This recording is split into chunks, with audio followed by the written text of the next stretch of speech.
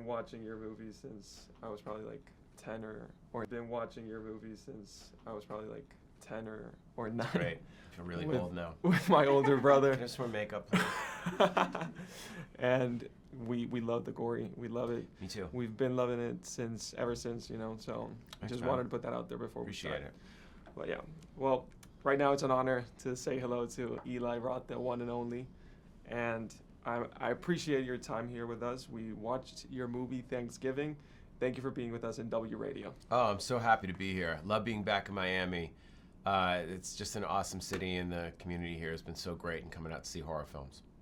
Well, let's first start off with this question, and it's quite simple. This movie started off as a trailer, as a fake trailer, a very gory and fun trailer that we enjoyed a lot. But how did the idea come about to turn into a full-length movie? The strange part is I actually had the idea long before the fake trailer. When I was 12 years old growing up in Massachusetts, my best friend Jeff Randell and I we'd go see every single horror movie.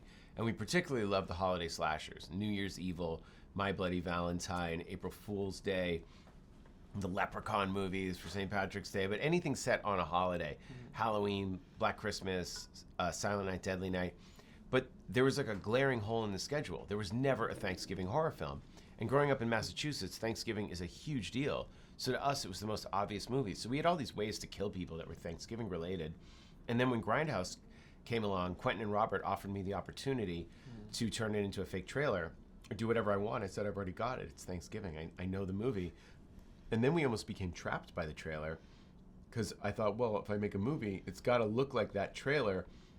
And then it took us a few years to figure out what that story was, and we finally got it. Well, I heard an interview you had with Howard Stern about how the importance of the director is for horror films, right? How the director pretty much is the star of the movie. And like I mentioned to you before, your movies have a particular taste, but in this movie, for Thanksgiving, you have a huge amount of stars in your cast. So who's the star here? Is it the movie? Are they the actors? Or is it you? Well, the nice thing is, I mean, when I did that Howard Stern interview, that was for Hostel 2. So, you know, I'm doing these low-budget movies and people don't know who I am. Now I have a reputation, and then I've directed, you know, worked with Cate Blanchett and Jack Black and Jamie Lee Curtis and Kevin Hart. Actors, I have a good reputation. Actors would want to work with me. And after Inglourious Basterds, I felt like I could really become an actor's director. So it's nice to be able to make those kinds of movies and still do what I do, but people know it. They're actually signing up because they want something like that. So Patrick Dempsey obviously gets offered every single romantic comedy, but he's been doing that for so long. He wants to switch it up. He's like an actor like Paul Newman that's entering a new phase of his career. Clint Eastwood in his Dirty Harry phase. Like, we don't know what Patrick Dempsey's next 20 years of acting are going to be. He's got Ferrari coming out. He's so much range, but he's an incredible actor. He looks great, obviously, and he wanted to do it. He wanted to mix it up. So when you've actually, and Gina Gershon called me, and she's like, when are you going to put me in a horror movie? I need to do a horror film. So Gina came along to do it, and Rick Hoffman from Suits. You know, everybody wants to get into a horror movie because it's fun and it's a complete change of pace for their normal careers. Yeah, well, this might be just off topic as well, but could you add me in a movie of yours? I don't know. It depends what your skill set is. Can you scream? Can you die? We'll see. I can scream. I have a good body to look at, and you know what? They could kill me in a great way. Like, you could put me anything you want. That's just off topic, by the way. All right, good to know. Note to self.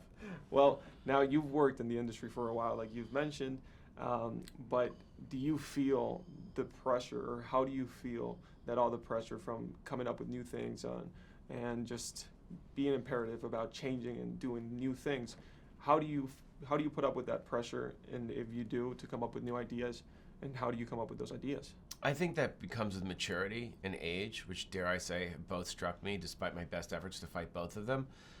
You know, pressure creates diamonds. Pressure can paralyze you, or it can create diamonds. And if you just let all the bullshit go, I think it doesn't matter. There's none of the reviews, like whatever I did before doesn't matter. The only thing that matters is the now. And I can't focus on what people are going to think. I can only focus on what I can do and what I can create. And I also know how rare it is to get to make a horror movie. It's getting harder and harder, especially a big theatrical horror movie. It's like you're like a unicorn now. They're just not done with an original movie. So I just looked at it as an opportunity to outdo myself on every level and just make the best damn horror film in my career. Well, I just want to make two more questions. The last one, the second one would be, how do you define success for you right now with all the success that you've had? Success is inner, and that's something I've really worked on learning. You read Rumi or any of the philosophers, they'll tell you that unless you feel that inner success, the success is in the doing. And I've had such a, I'm 20 years into this now. So if you're results oriented, then you're putting your success in someone else's hands. Now, when you're making a movie, you have to be responsible and you want to make everybody's money back. But truthfully, the success is if I was like, whatever happens with the movie, if I believe the movie's great and I did everything I could and left it all on the field, that's success. Respecting your time, is there anything else that you are working on right now that you can tell us of? This is it. It's Thanksgiving. Look, if I want to give people the best night of their lives at the movies, people still come up to me and they're like, I saw Hostel in the theater and I'll never forget it. When you see a great horror movie in the cinemas that opening weekend, you never forget it your entire life. And I want to give people that weekend. So if enough people go, I get to do another one. After that, who knows? All right. Thank you so much and happy Thanksgiving. Thanks, man. Happy Thanksgiving.